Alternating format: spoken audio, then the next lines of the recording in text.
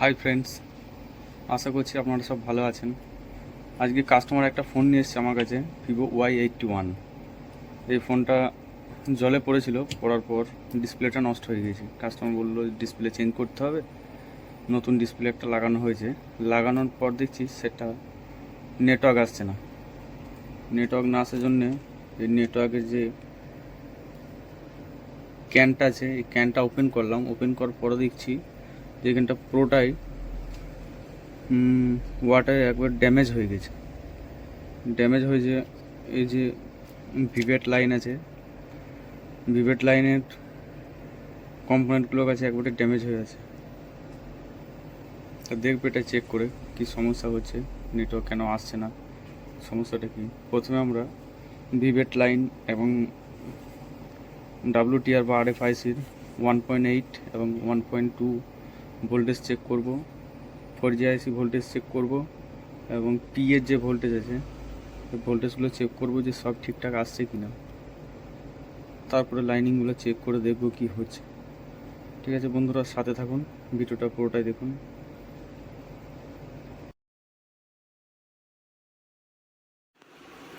পুরো নেটওয়ার্ক সেকশনটা একবারে ওয়াটার ড্যামেজ হয়ে আছে। যেমন 4G আইসির পাশে যে 3.7 ভোল্ট যে ভিভেট লাইন ঢুকছে, যেটা ইন হচ্ছে, এবং পিএতে যে 3.7 ভোল্ট ইন হচ্ছে, সেখানে পুরোটাই একবারে সাইডে ক্যাপগুলো, রেজিস্ট্যান্সগুলো পুরো একবার ড্যামেজ হয়ে আছে। এই ক্যাপটাতে যে 3.7 ভোল্ট ইন করছে, এই ক্যাপটা পুরোটা ড্যামেজ হয়ে গেছে। অন্য সেট থেকে একটা ক্যাপ তুলে এখানটাতে লাগিয়ে নিচ্ছি।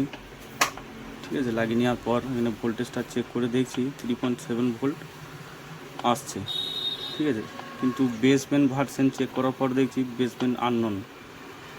তাই RFIC বা WTR IC যেটা আছে সেটাকে তুলে ভালো করে পরিষ্কার করে নিচে দেখছি কিছু কিছু ফুটপ্রিন্ট ওয়াটারে একবারে ড্যামেজ হয়ে গেছে। সেগুলোকে ক্লিন করে নতুন করে রিবোলিং করে আইসিটা বসাবো, বসিয়ে তারপরে রেজাল্ট চেক করে দেখব কি আসছে। ওয়াটার ড্যামেজ হওয়ার জন্যে বাইরে ক্যাপগুলো চেক করলে শুধু হবে না, কেননা ভিতরেও জল যাওয়ার কারণে আইসির ফুটপ্রিন্টগুলো কিছু কিছু ড্যামেজ হয়ে থাকে। সেগুলো উপর থেকে হয়তো বুঝতে পারছি না, সেই জন্য সমস্ত আইসিগুলোকে একবার তুলে তুলে দেখতে হচ্ছে, যেহেতু ওয়াটার ড্যামেজ। অন্য ক্ষেত্রে দেখার দরকার নেই, উপর থেকে লাইনিং চেক করলেই বোঝা যায়। ঠিক আছে, আইসিটা ভালোভাবে আমরা রিবোলিং করছি।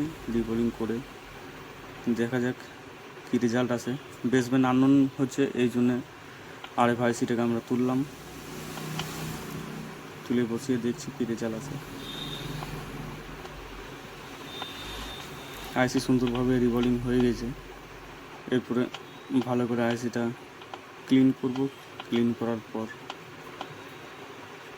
পেস্ট দিয়ে আইসিটা বসাবো।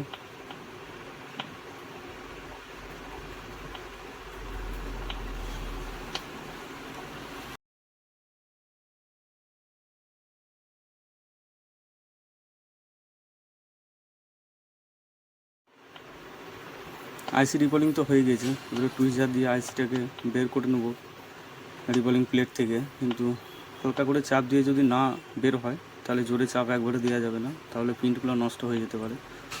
সেক্ষেত্রে সাইড থেকে আমরা তোলার চেষ্টা করব। আইসিটা বের হয়ে গেছে।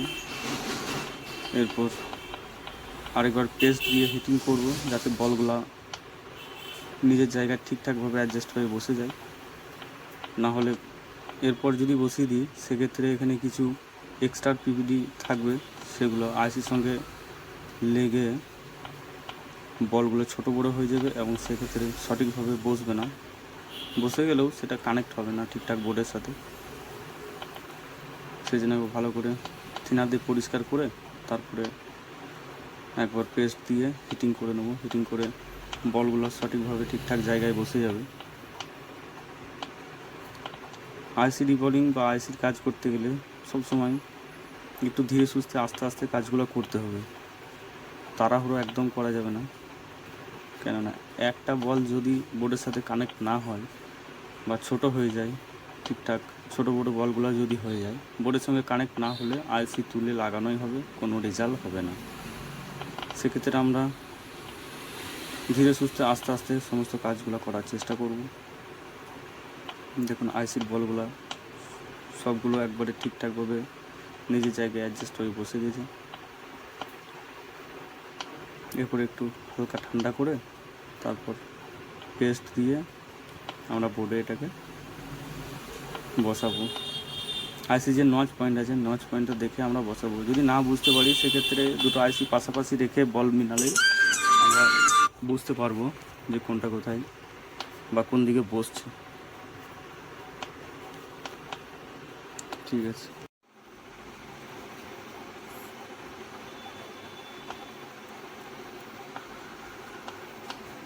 প্যাডটা দেখছি আইসির কিছু কিছু জায়গায় হালকা একটু করে সোল্ডারিং লেগে রয়েছে বলের সঙ্গে, সেগুলোকে আমরা একটু পরিষ্কার করে নিলাম ব্লেড দিয়ে। তারপরে পেস্ট দেবো, পেস্ট দেওয়ার পর আইসিটাকে বসাবো। সুন্দরভাবে পেস্ট দিয়ে দেবো, খুব বেশি দেওয়া যাবে না, দিলে কী হবে, আইসি যখন হিটিং করবো, হিটিং করার সময় আইসি একবারে সাইড হয়ে সরে যাবে, ঠিকঠাক জায়গায় বসবে না। আর হালকা দিলে কী হবে, আইসিটা লড়বে না, জায়গায় হিটিং করার সাথে সাথে বসে যাবে। আমরা ইয়ারটাকে 0 করব এবং হিটিংটাকে 350 এরকম দিয়ে আইসিটাকে বসাবো। 300 থেকে 350-এর মধ্যে।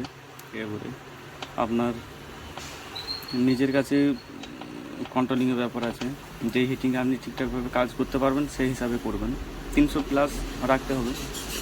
এবারে আপনার দেখতে হবে যে হট গানটা কী আছে, সেই হিসাবে কাজ করতে হবে। এখানে আইসিটা সুন্দরভাবে বসে গেছে। এবার হালকা একটু নাড়িয়ে দেখে নেব যে মুভ হচ্ছে কি না। মুভ হয়ে গেলে ছেড়ে দেবো। আমি টাচ করার সাথে সাথে মুভ করে নিজের জায়গায় ঠিকঠাকভাবে বসে যাচ্ছে। একদম চাপ দেওয়া যাবে না, খুব জোরে মুভ করা যাবে না, হালকা করে মুভ করতে হবে। আইসি ঠিকঠাকভাবে বসে গেছে। এরপর আমাদের চেক করার পর দেখলাম যে বেসমেন্ট ভার্সন বা বেসমেন্ট আননোন যেটা ছিল সেটা চলে এসেছে, এবং 4G আইসিটা সাইড থেকে দেখলাম একটু ড্যামেজ হয়েছে, যেখানে ক্যাপগুলো ড্যামেজ হয়েছিল সেই সাইডটা, যেখানে 3.7 ভোল্ট ইন হচ্ছে। 4G আইসিটা তোলার পর দেখছি 3.7 ভোল্ট যেখানে ইন হচ্ছে, সেই 4G আইসির ফুটপ্রিন্টটা পুরো একবারে ওয়াটারে ড্যামেজ হয়ে গেছে এবং কানেকশান ছেড়ে দিয়েছে। সেই জন্য নেটওয়ার্ক আসছে না বা 4G আইসিটা কাজ করছে না। সেক্ষেত্রে ভালো করে ওই জায়গাটাকে ক্লিন করার পর পেস্ট দিয়ে রিসোল্ডিং করব, যাতে ওই প্রিন্টটা বের হয় বা প্রিন্টটা ঠিকঠাকভাবে আসে, ফুটপ্রিন্টটা এবং কানেকশানটা আইসিটা বসানোর সাথে সাথে সঠিকভাবে হয়। এই ফুটপ্রিন্টটা মিসিংয়ের জন্যই নেটওয়ার্ক আসছে না। সেক্ষেত্রে আইসিটা যদি না তুলি, উপর থেকে এটা ওটা চেক করি এবং লাইনিং চেক করি, ওয়াশ করি, যতই যা কিছু করি না কেন, কাজ কোনো মতে হবে না, যেহেতু ওয়াটার ড্যামেজের ক্ষেত্রে ভিতরে এই লাইনটা প্রবলেম আছে। ছোট্ট একটা বিষয়, কিন্তু এই বিষয়টা খুঁজতে খুঁজতে সমস্ত আইসিগুলোর পাশে লাইনিং চেক করতে হচ্ছে। সঠিকভাবে হয়ে গেছে, লাইনিংটা এসে গেছে। মাল্টিমিটার দিয়ে চেক করার পরে দেখছি হ্যাঁ, এখানে যা কিছু একটা জিআর দেখাচ্ছে, মানে লাইনিংটা ঠিক আছে। এরপর বোর্ডে যে আইসির প্যাডটা আছে, এই প্যাডটাতে চেক করছি, সেখানে লাইনিং আউট, সেখানে ব্লেড দিয়ে হালকা একটু পরিষ্কার করে রিসোল্ডিং করবো, করে তারপর আইসিটাকে বসাবো। বসিয়ে তারপর রেজাল্টটা দেখবো কি আসছে। মিটার দিয়ে চেক করার পর দিচ্ছি হ্যাঁ, এখানে জিআর আসছে, মানে লাইনিংটা ঠিক আছে।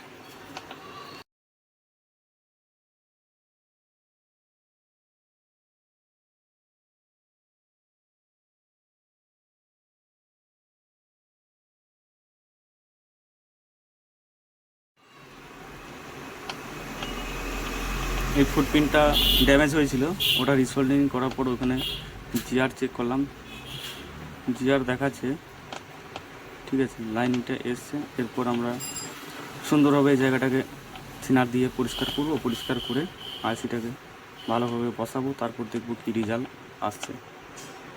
ওয়াটার ড্যামেজের ক্ষেত্রে প্রবলেমগুলো বের করতে খুব একটু টাফ হয়, টাইমটা অনেক বেশি লাগে। সেক্ষেত্রে কোন জায়গা থেকে কোথায় লাইন আউট হয়েছে, কোন আইসি ড্যামেজ হয়েছে, এটা দেখতে খুব সমস্যা। দেখুন 4G আইসি লাগানোর পর আমাদের নেটওয়ার্ক 4G চলে এসছে এবং জিও সিম ভোল্টেজটা এসছে নাকি একবার চেক করে দেখব। 4G নেটওয়ার্ক চলে এসছে, ঠিকই আছে। এবং 4G ভোল্টেজটা একবার দেখে নেব। ভোল্টেজ